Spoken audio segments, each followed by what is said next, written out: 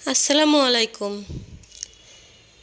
AF মম আঁখি blog চ্যানেলে সবাইকে welcome করছি। আমি আবারও নতুন একটি ভিডিও নিয়ে এসেছি। আমার আজকের ভিডিওটি এই ঠান্ডা সর্দি কাশিতে চকলেট তৈরি করার একটি ভিডিও। তো আমি চকলেটটা তৈরি করার জন্য এখানে মধু নিয়ে নিয়েছি। আমার আরেকটা ভিডিও আছে আমার চ্যানেলে, তো সেটা আদা দিয়েছিল আর এটা মধু দিয়ে।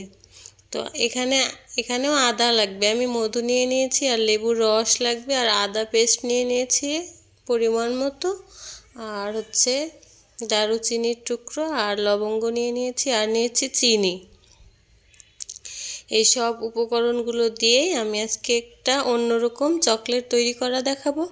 আশা করছি আমার আজকের ভিডিওটি আপনাদের সবার অনেক উপকারে আসবে।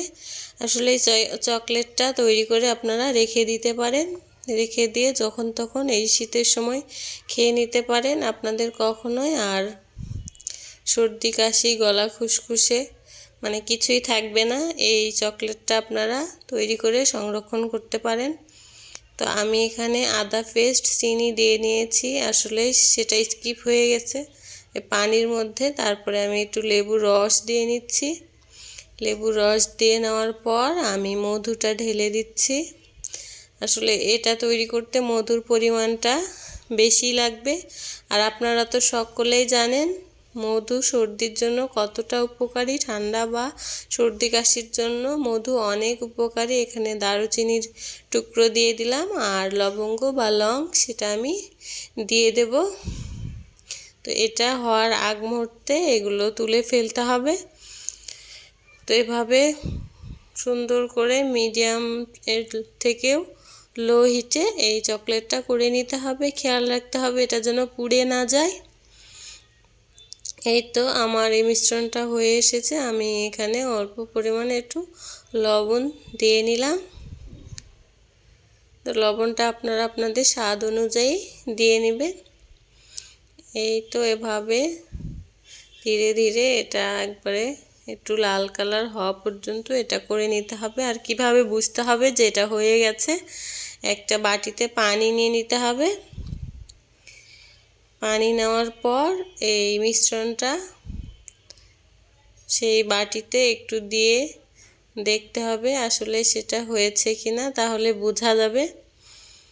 এই তো আমারটা হয়ে এসেছে। আমি এখন একটা বাটিতে পানি নিয়েছি, নেওয়ার পর এই মিশ্রণটা একটু দিয়ে নিচ্ছি। এরপর আপনারা হাত দিলে বুঝতে পারবেন যেরকম আপনারা শেপ দিবেন সেই রকমই হবে। এই তো এটা যেভাবে করবেন ঠিক সেভাবেই হবে। তো এরকম বুঝলে আপনারা এটা চুলা থেকে নামিয়ে নেবেন। এই মিশ্রণটা আমার রেডি হয়ে গেছে। তো আপনারা এটা যে কোনো স্টিলের প্লেটেও করে নিতে পারেন। আমি একটা পাতলা সুতি কাপড় বিছিয়ে দিয়েছি।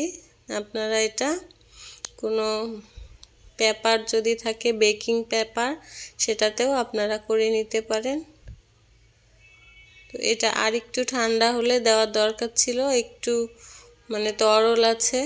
তো এই পর্যায়ে আমি দিয়ে আপনাদেরকে দেখিয়ে দিয়েছি। আসলে এটা অনেক টেস্টি হয় এবং অনেক উপকারী।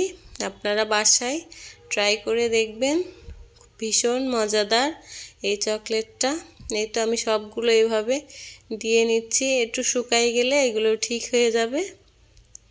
এতে ভয় পাওয়ার কিছুই নাই। আপনারা বিভিন্ন শেপে আপনাদের যার যেরকম ইচ্ছা আপনারা ঠিক সেভাবে এটা করে নিতে পারেন। এটা শুকিয়ে যাওয়ার পর অনেক টেস্টি হয়। আপনারা এর উপরে চিনির গুঁড়ো ছিটিয়ে দিতে পারেন, অর্থাৎ আইসিং সুগার যদি ছিটিয়ে দেন, দিয়ে আপনারা ডিব্বায় ভরে রেখে দিতে পারেন সংরক্ষণ করে। আর যখন তখন আপনারা জ্বর সর্দির জন্য খেতে পারেন। এমনিও বাচ্চাদের আসলে এটা ভীষণ পছন্দের হয়। দেখেন কতটা সুন্দর হয়েছে,